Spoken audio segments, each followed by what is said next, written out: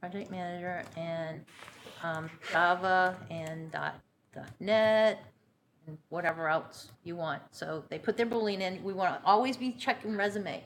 You don't want to have them check the record or the notes, because the notes have emails in it. And what if the recruiter sent an email to the candidate and said, hey, have you ever done this?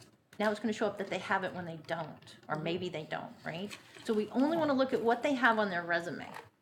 So that's something that PSG people are probably still doing record, because at first we didn't bring the resumes in, and they had to search the record to get the information. They were told to go back the other way, but my guess is they probably didn't listen. Sorry, what? So when we migrated the stuff, Kidding. I was kidding. okay. Then he's gonna throw Not something looking at for you. kidding today, hun. Okay, so moving on. Forgot where I was. Okay, so I put in my Boolean. Now I'm going to narrow down what I'm looking for by location. So I'm going to say who is within 20 miles of Woburn. Okay. Obviously, it depends on where the job is. If they're looking in whole states for some reason, which baffles me, 3 different big states. Somewhere in Texas. What? I know, right? They could be looking to move, you know. Yeah, I guess. But anyway, or maybe it's a remote job and it's okay. I don't know. But anyhow, so I have my location and I have this. If they want to, they can go a step further and put skills in. Skills is a whole different animal. I'm not even going to go too much into that. When you're doing this, you're actually searching the text from the resume. When the resumes get put in, and we'll put a candidate in, when they get put in the system, it takes all the information off their resume and puts it into the EP search engine.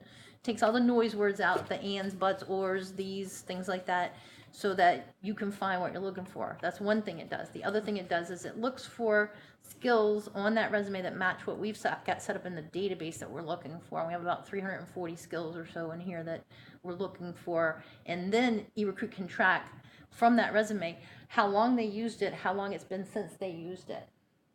And so you can really But get... it has to be in a certain place in the resume, I think. It does pretty good at it, Yeah. actually. It does better than you think it would. It does better than the little fake description that it puts in, which is I always find very funny.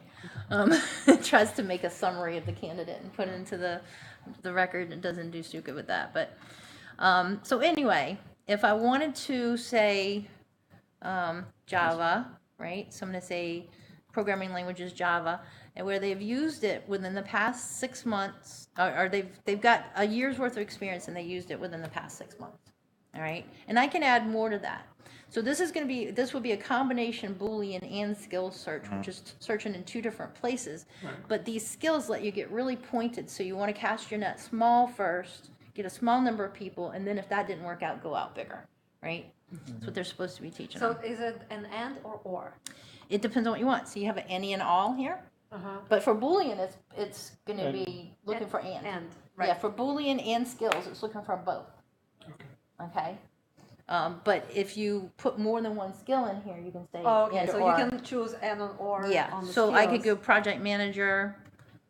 Okay, so project manager. So now I can say all of these or any of these. Any of this. So that's your and or right there. Yeah, but Boolean and skills, it's an and. It's an and, right? So it's not going to come up if this person doesn't have 6 months, a year's worth of experience with Java and 6 months, used it recently within 6 months, right? All right. So I'm just going to do search now. Let's see what we get. This is e-test. We could be here for a while. I just wanted you guys to see what the recruiters are doing. This is what the recruiters are doing all day long. That's why when the search gets slow or they can't open records, they're like, I can't do my job. I can't do my job. I need to be able to, get this stuff. That's why they start freaking out, because they can't find their people. Now, they do go out on boards and look, and they do go out to LinkedIn and look for people. But we do depend a lot. We have 1 million candidates in this database. Yeah. And look, only 2 came up. So Wow, this is what pretty you want to good. see, right? Now, I don't have the column in here for some reason, but resume should be here. I do have it, but it's like being here. Where is it? So when this happens, and you're going to see this a lot, you need to shrink both sides down and find the column, because it hid behind something else, and there it is. It came out. It gets shy. And they can right click.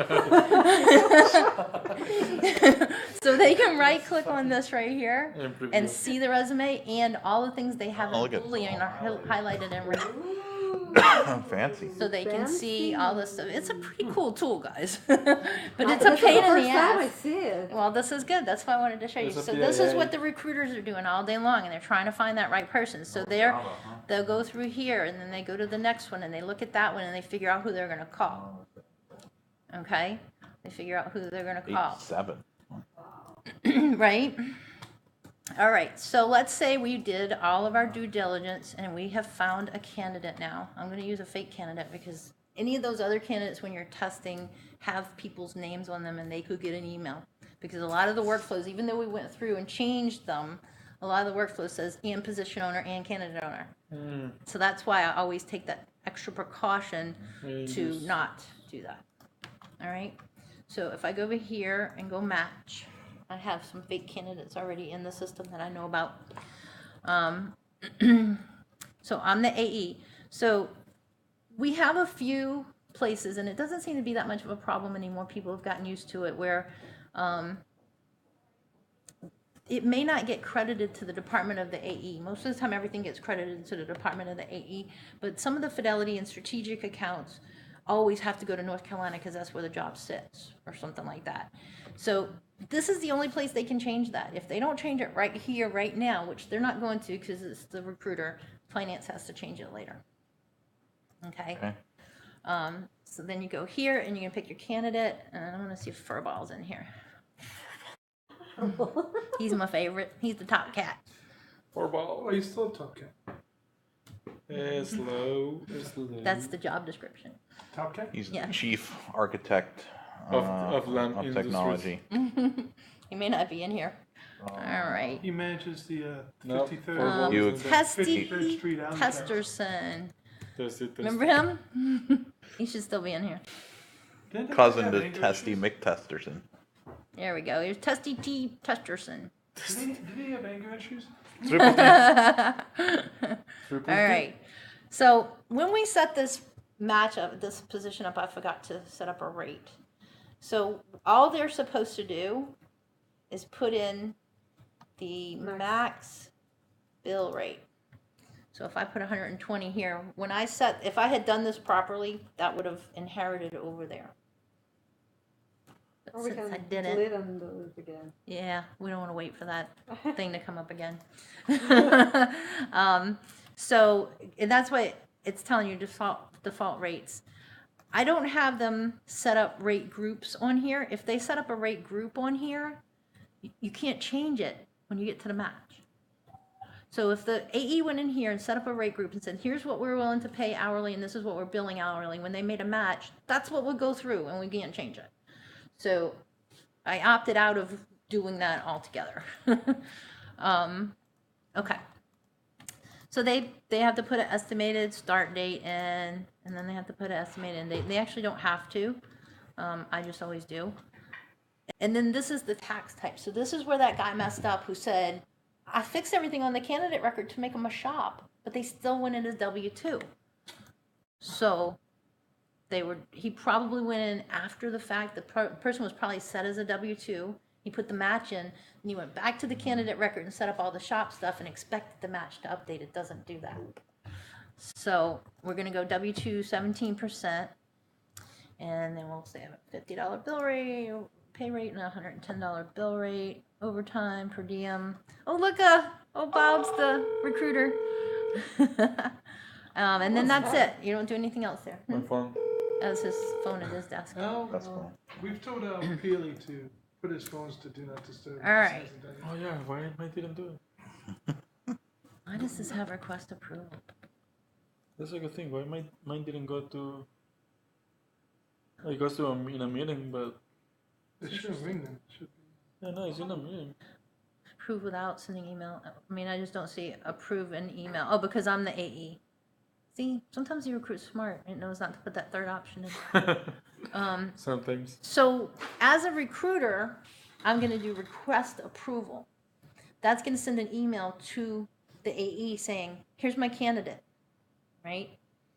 Yes, no, maybe, so, Right. so. Move on. Well, you hope, but most of the time they don't actually go ahead and reject them if they don't like them. They leave it out there forever and ever open. And then they put a ticket in, can you close all my matches? No. No. You can close them yourself. And they can't close, once the rec is closed, they actually have to go through a search to be able to close those. Because it'll say, sorry, you can't do anything on this position record, it's been closed. You can't even reject. So you have to actually get into a search screen to be able to do it. And I showed them that, and they'll walk away. So here's the template. So we have a Eliason all in caps so you can find it. Standard resume submittal. This is what we use. PSG doesn't use this. They have their own. Really? Yes, they have to do things very differently than we do. That's annoying. And we did this because we don't want to accidentally send information to the client. So see, even though I'm sending this to AE, it's addressed to the client. We're pretending like this is going to the client. So all the AE has to do then is tweak it a little bit. We don't want it, and when we first went live with eRecruit, Jason will probably remember this, we had several times that they sent the pay rate to the client. And then we lost money because we had to reduce our bill rate when they saw our margin. Because they get mad. So we want to be careful that nothing goes to them. And that's why PSG made us change this to approve without being sending email as the first option so that people didn't accidentally do that. But at this point, I'm still the recruiter and I'm still submitting this to the AE, okay? So I put in all the information here and sell my candidate to them. It's gonna automatically attach the resume, although that's gonna fail because eTest doesn't have any resumes over there. Oh, question. Yeah. In the email, the body of the email, does it pull that information? Yes, Yeah. you see these are Okay. merge variables. That's what I thought. Yep, That's what I and so it'll pull those. So this is the only place in all of eRecruit where you can't preview the email and see those merge variables populate because the match is not created yet, Gotcha. That makes sense. okay? And everywhere else, when you're doing an email and you put merge variables in, you can preview and make sure that they populate. But here you can't because they're not actually there yet. So I'm gonna go request approval. I'm testing eTest, by the way, while we're doing this. This is my test. If this works, we're good to go. But Have being you guys used- tested the transactions yet? Not yet. Why not? Right, by 2 o'clock, you're gonna be like, and the push worked. Everything's, all the tests In passed. order to, Well, they haven't tested the commission coefficient yet. no, yeah, because we need, Well, we knew that was gonna happen That's Yeah. fine. because there's no attachments on eRecruit. I mean, on Digital. eTest. The media directory is far too large to keep updating that when we do a push. we need finance to create timesheets, approve them, and, It's, the database was refreshed, so everything is there from, last week?